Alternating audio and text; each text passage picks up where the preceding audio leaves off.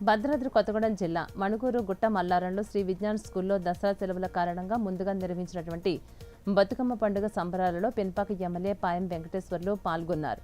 బతుకమ్మను పూల పండుగగా కూడా పిలుస్తారు. ఇది తెలంగాణలో జరుపుకునే ముఖ్యమైన హిందూ పండుగ అని ఎమ్మెల్యే తెలియజేశారు.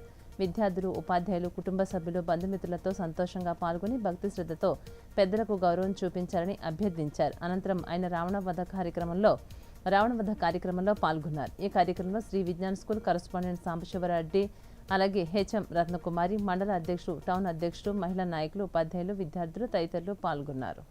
పార్టీ అధ్యక్షులు శివ గారు, గాండ్ల సురేష్ గారు, నాతో వచ్చినటువంటి మిత్రులకు, ఈరోజు ఈ కార్యక్రమంలో పాల్గొన్నటువంటి ఉపాధ్యాయులకు, విద్యార్థులకు అందరికీ ముందుగా నమస్కారాలు తెలియజేసుకుంటూ, చాలా చక్కటి కార్యక్రమానికి శ్రీ విజ్ఞాన్ స్కూల్ మంచి ఫలితాలతో ముందడుగేస్తూ సంవత్సరానికి కొత్తదనంతో రిజల్ట్ ఇస్తూ ఎంతో ఉత్సవంగా ఉల్లాసంగా ముందడుగేస్తూ వేలాది మంది పిల్లలకు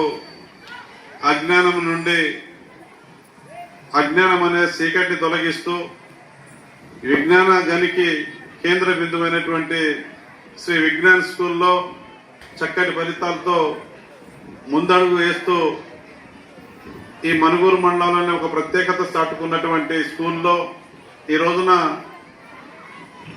దసరా వచ్చిందంటే మనకు గుర్తొచ్చేది బతుకమ్మ సంబరాలు.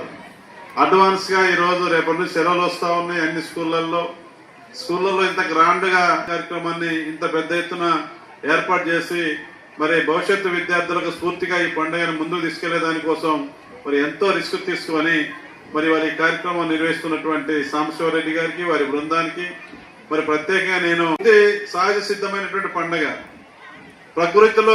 ప్రకృతి ప్రసాదించినటువంటి పువ్వులన్నింటినీ కూడా దగ్గర చేర్చి పూలను కూడా పూజించే సాంప్రదాయం అతి పెద్ద గొప్ప సాంప్రదాయం మన తెలంగాణ రాష్ట్రానికి.